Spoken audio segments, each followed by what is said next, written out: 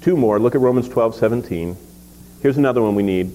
Repay no one evil for evil. Romans 12:17 says, have regard for good things in the sight of all men. If it's possible, as much as depends on you, live peaceably with all men. Verse 19, beloved, do not avenge yourself, but rather give place to wrath, for it is written, vengeance is mine, I will repay, says the Lord. What should we teach? Kindness. What should we live in front of our children? Kindness. What should we expect as a basic commodity in their life before they leave home?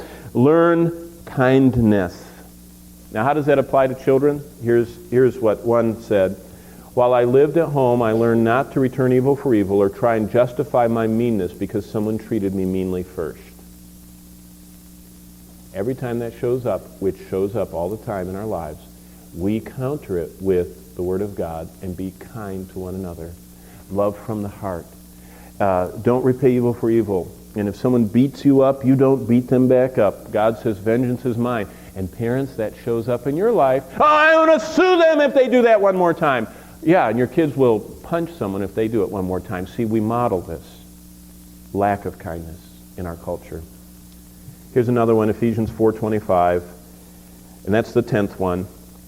And I'll read this one completely, then I'll read all the rest of you with the references, and we'll go. Ephesians 4:25 says this, the 10th quality that we should cultivate in our lives and our children's lives before they graduate from home is truthfulness. Truthfulness.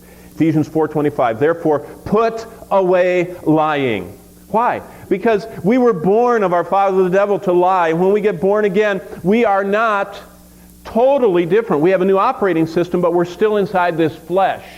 And the flesh is drawn back to the old ways. And that's why the flesh lusts against the spirit and the spirit against the flesh, and the two are contrary to one another, the scriptures say. And so we are a new person on the inside, and we're still encased in this old person. And so the old person likes to go back to lying. And that's why Paul said, put it away. Mortify it. It's like an infection. You know, we spend so much time with this.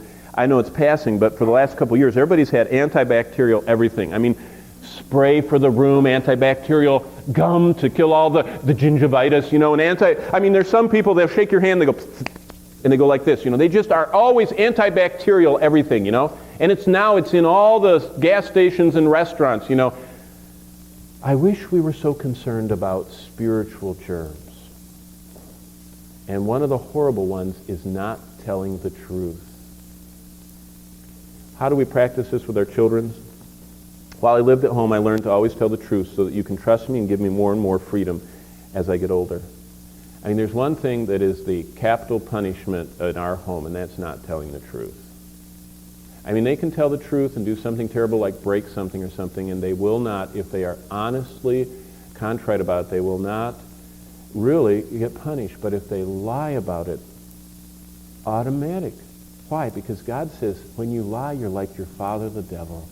And truthfulness is something we must cultivate in our lives, in our income taxes, in our expense reports, in our version of what happened, in our relating situations. The children need to see truthfulness.